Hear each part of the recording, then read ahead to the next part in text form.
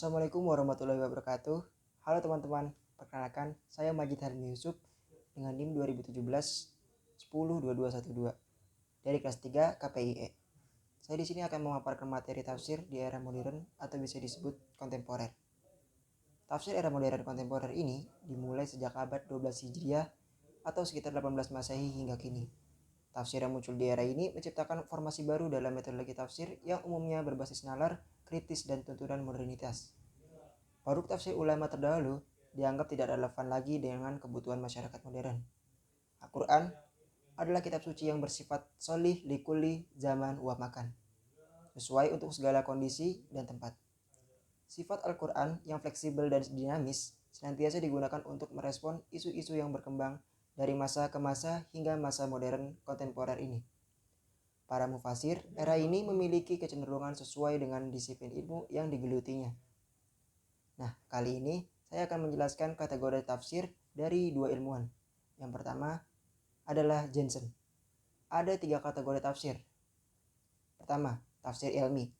Upaya penafsiran Al-Quran ini menggunakan temuan-temuan teori ilmiah mutakhir.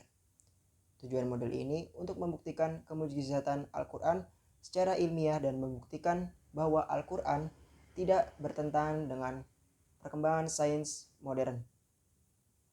Yang kedua ada tafsir linguistik dan filologi. Tafsir yang di dalamnya menggunakan analisis linguistik dan pendekatan filologi tujuannya untuk meneguhkan keindahan sastra Al-Quran dan kemujizatan secara linguistik. Yang ketiga yaitu ada tafsir praktis. Jadi tafsir ini terkait persoalan keseharian umat. Al-Quran digunakan untuk memberi jawaban dan solusi atas problem keseharian umat. Ilmuwan yang kedua yaitu Abdul Majid Abdus Salam Al-Mutasib. Dia juga mengategorisasikan tafsir menjadi 3. Yang pertama, ittijah salafi. Kecenderungan salafi dalam menafsirkan Al-Quran memiliki kecenderungan dengan karakteristik yang sama dengan periode klasik dan pertengahan. Yang kedua, ittijah al-aqli taufiki. Yuafiku baina al-Islam wa hadlarah al-Gharbiyah. Kecenderungan rasional yang berusaha mempertemukan Islam dengan peradaban barat. Yang ketiga, ittijah ilmi. Kecenderungan saintifik yang dilatar belakangi adanya isyarat-isyarat ilmiah di dalam Al-Quran dan temuan-temuan sains modern yang dipandang dapat meneguhkan kemujizatan Al-Quran. Sekarang kita masuk ke karakteristik tafsir era modern dan kontemporer.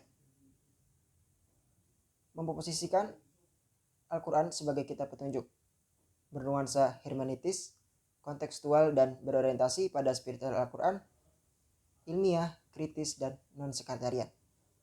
Tafsir pada era modern kontemporer memiliki 3 sumber penafsiran, yaitu teks, akal, dan realitas.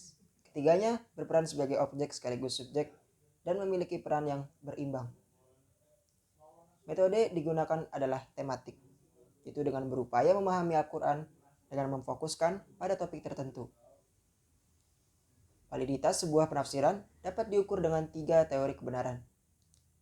Yang pertama, teori koherensi, antara hasil dan penafsiran dengan proporsi-proporsi yang dibangun sebelumnya sesuai dan konsisten dalam menerapkan metodologi. Yang kedua, teori korespondensi. Jadi, hasil penafsiran harus sesuai dengan fakta ilmiah yang empiris di lapangan. Teori ini untuk mengukur kebenaran tafsir ilmi. Yang ketiga, ada teori pragmatis. Hasil penafsiran harus solutif dan dapat diterapkan untuk mengatasi problem yang dihadapi umat manusia sekarang ini. Ya, cukup sekian penjelasan materi tafsir era modern kontemporer dari saya. Jika ada tutur kata yang salah, mohon dimaafkan. Wassalamualaikum warahmatullahi wabarakatuh and see you next time.